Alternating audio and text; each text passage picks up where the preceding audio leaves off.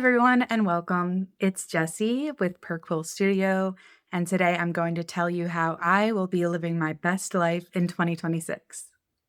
When I first wake up in the morning, I'm going to drink water, first of all, and journal in my dream journal if I had any dreams. The next part of my routine is key. I will be doing my shower, brush my teeth, do my skincare, lotion, a little bit of makeup, self-care, do my hair, all of that. And that helps me to feel good about myself in the morning. The next thing I will be doing is writing in my planners. So you can see I have a lot of journals behind me. These are just some of my main ones. I have my main bullet journal and my Hobonichi Weeks planner. So every day I'm going to make a checklist of everything I want to get done that day. I will even include the small things like brush my teeth, take my medicine, take my vitamins, eat breakfast, eat lunch.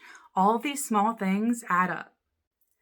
So along with my main journals, I also have this journal for my poetic thoughts, and this one, I'm not sure what I'm going to be using it for yet, but something good.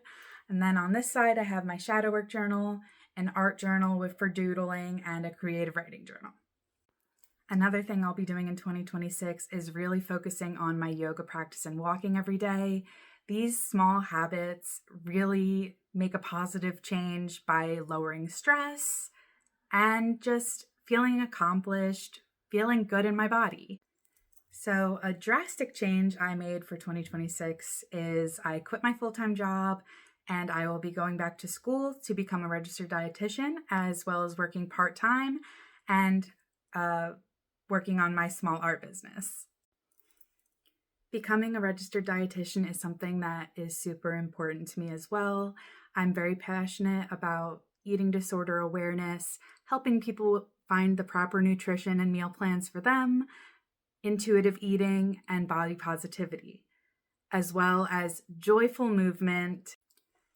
So along with working part-time and going to school, I have my small art business, Per Quill Studio. I make little plushy keychains, clay charm keychains. I sew coin pouches, scrunchies. I make tote bags, things along those lines. I've even started making leather journal covers. So that's been really fun. I also have my snail mail club, Saw Fable Post Club. It has been so fun to do. I write a little short story that goes along with an art print, stickers, a recipe card, and some other little goodies. And I mail that to my subscribers every month. So far, we only have a few, but I'm hoping to gain more as the year goes on. I will be decluttering my space. I have way too many clothes, way too many things, and I will be selling a lot on eBay as well as donating to local thrift stores, women's shelter, things along those lines. Another thing I'll be doing this year is making a list of everything that I'm reading so I can keep track and just make little notes about what I thought about it, how many books I end up reading. I'm really excited for that. Writing a gratitude list every day is another thing that's super important to me for my spirituality, my connection to a higher power, and just to stay positive. It helps me to recognize all the little things in my life that add up to make my life great. So one big thing that I will be doing in 2026 is having a no spend year. I know that sounds like a lot, but 2025, I kind of went through a debt spiral. I spent way too much money on things I didn't need, clothes, things. And so I want to be decluttering this year and only spending on the absolute necessities. Things like groceries, hygiene items, and things for my art business that I need, but only things I need, no extras.